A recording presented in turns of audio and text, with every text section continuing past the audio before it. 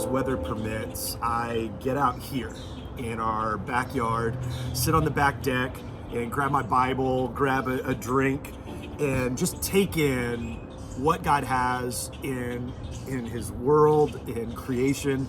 And God, what do you have in store for me for the next 24 hours?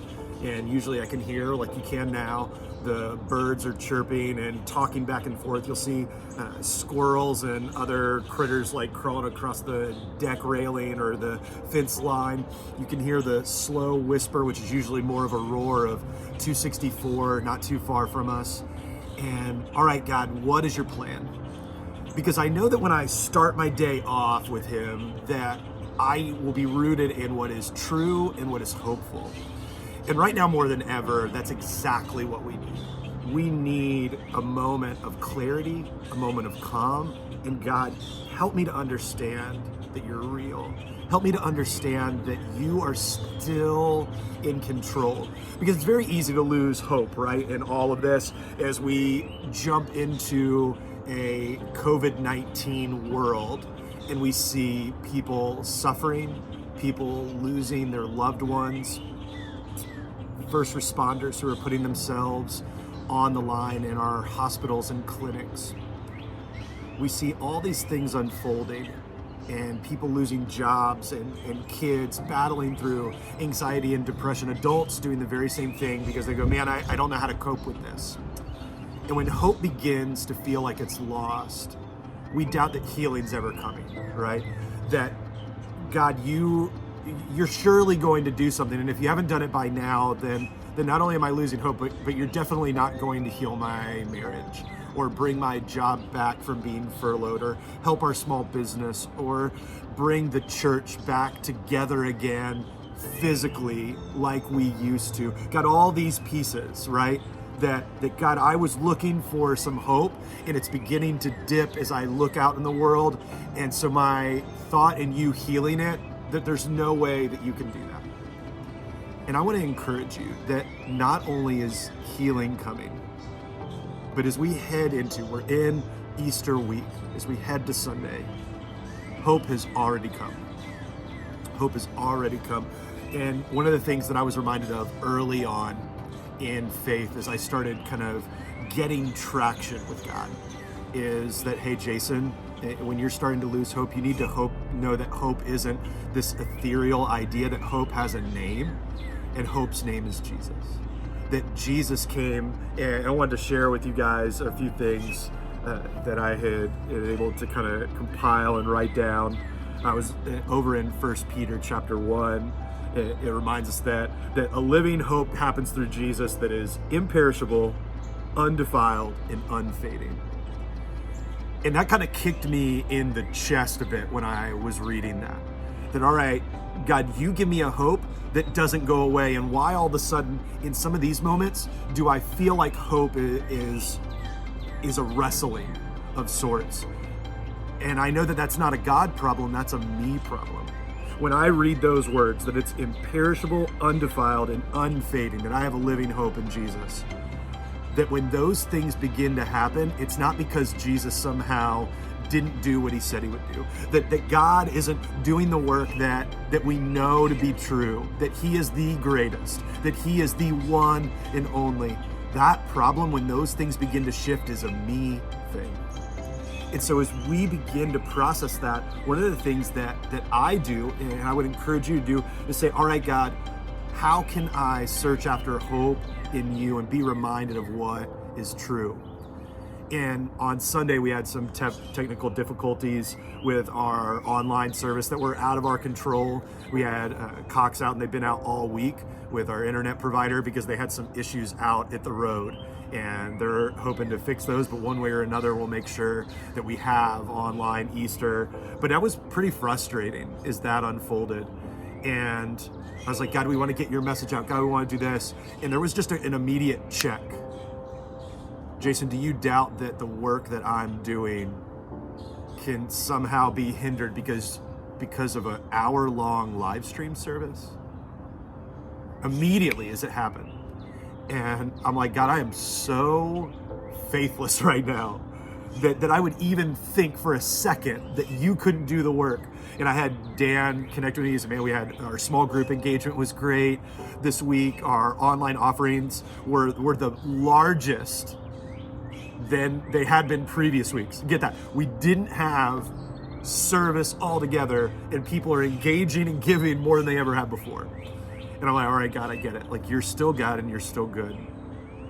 And over in 1 Peter 2, verses 23 and 24, as we lead into Easter, God, you are bringing healing, and hope is already here through Jesus. This is what Jesus did. Listen to what the writer shares. When they hurled insults at him when he was nailed to the cross, he didn't retaliate. When he suffered, he made no threats. Instead, he entrusted himself to him who judges justly. He himself bore our sins in his body on the cross so that we might die to sin, die to being hopeless, die to being faithless, die to thinking that it's our way, and live for righteousness.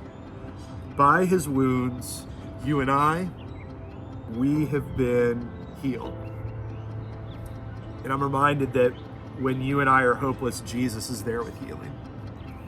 That even in moments where it feels difficult, and I know that it's difficult for you and I and our families, but even in the moments of hopelessness, Jesus is still there. I took a bike ride yesterday just because I needed to clear my head. I was working on my message for Easter, and I was like, all right, God, I'm done with being stuck in the house. I need to get some exercise, and that's a really good motivator for me each day is to exercise. And so I got on my bike and went for a ride. As I'm riding through the neighborhood, I pull into one of the shopping centers that's close by here, and I begin to look, and it's so different than I ever remembered things being. And watching, it was lifeless.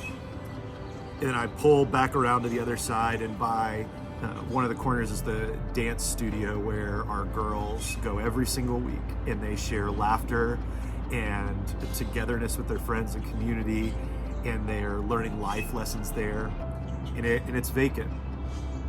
And by all signs on the outside, you would think that there's no lifeblood happening through any of these places. But what I know is that my girls, through this outside appearance of having nothing, my girls have been connecting online with their dance teachers, and through Zoom, like many of us have through small groups, they're connecting with friends and dancing, and they're taking the same classes just in a different way. And I firmly believe that the world that we knew before and the world that comes after this, that we will still be able to be face to face and still be able to move through things, but it's going to be different. God's going to use these moments to create something better, but it's going to be different. After 9/11, we saw that we were resilient, that the country came together, that people were sharing love and hope and generosity, but the way that we traveled and the way that things unfolded was different. We didn't stop doing things, but it was different how we moved through them. And God is going to use this to bring hope and healing, but it's going to be different. And when I read those words, by his wounds you have been healed, the work's already been done. And so now we dig in, we care for one another, and we wait. God, we wait for what your next prompting is, what your next movement is. God, we will listen and we will obey. In this Easter, I'm so thankful that we're a part of a community here at Forefront Church that allows us to belong before we ever believe. That God, you are bringing healing and hope to us even when we were unsure about ourselves in the current surroundings and the situation that's unfolding. God, you are still God and you are still good. That healing is coming and hope is here. Roxy, our middle daughter, she's totally okay with me sharing this. She just learned how to ride a bike. She's gonna be turning 10. And refused to get on a bike. Didn't want to do it, and we had tried a few different times, riding here in our backyard, getting out on the street. She just wasn't having it. And finally, I had had enough here being in quarantine. I want to go on bike rides, want to be able to do it. You know, you're going to ride a bike. You know, you parents have those moments where I know what's good for you. I know what's best for you. Just do it. And so I get her out there and we're doing it, and she starts falling, and she fell pretty hard. And she's like, Daddy, I don't want to do this anymore. I'm done. I'm going to give up. And I said, no, you're not. And I got down with her. And when you're talking with kids like that, you get down on their level. You don't talk at, you get with them. You get down there. I said, baby, no, you're not. You're going to get up, and you're going to be fine, and you're going to push through, and you can do this. I don't want to. My knees hurt, my legs hurt, my arms hurt. I'm scraped up, I'm whatever. I was like, your scrapes will be fine. It'll be okay. And I asked her, I said, do you trust that your daddy would never push you to places that you couldn't go and handle? With me, I'm right here by you. I said, all right, I trust you, I trust you. I said, I'm gonna run alongside you. And so I get her up on the bike, get that first pedal kind of ready, and then I kind of push her off. She starts pedaling, and I am running down the street beside her the whole way. She's like, Daddy, I'm doing it, Daddy, I'm doing it. I am clapping, I am shouting. It is like a moment from Rocky, right? And she's never stopped riding her bike now. We're taking family bike rides, we're doing all this stuff. We got done with our first family bike ride. We pull into our driveway, we're putting our bikes in the garage. She said, Daddy, thank you for making me ride a bike. I said, well, you're welcome, baby. You know, she said, no. I was so scared, but you ran along with me even when I was scared.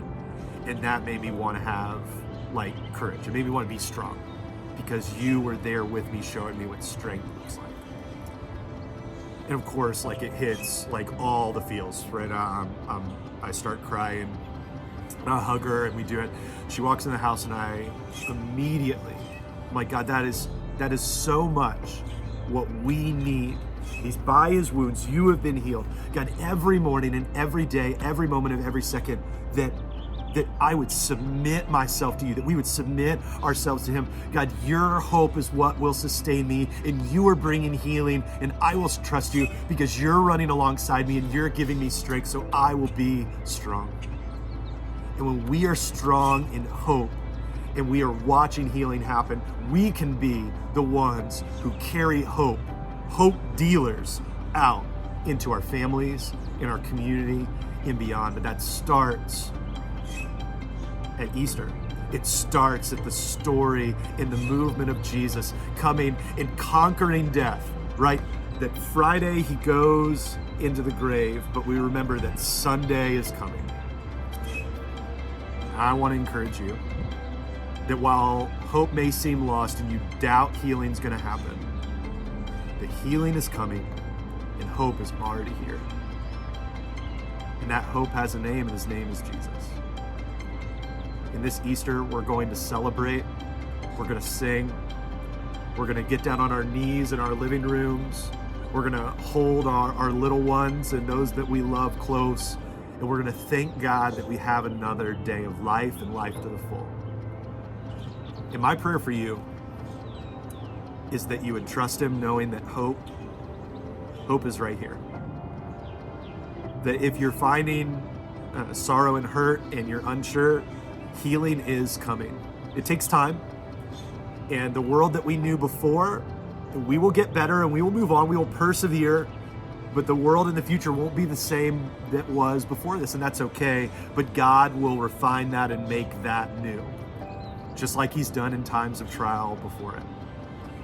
My prayer is that you'll trust him, that healing will happen, and that you can cling to hope, and most of all, that you'll share that hope with others. And so this Easter, take some time. Text a friend today, FaceTime them, call them and say, hey, I want you to experience hope this Easter. And I'd love for you to join me online to experience the hope and the love of Jesus. Forefront Church, I love you. I'm praying for you. Even though we're isolated, we're not alone. And this is a place to belong before you ever believe. But it's still true that God is God and God is still good and that hope is here. Cannot wait to celebrate with you guys this Easter. I love you. So thankful for you. And we'll see you next time.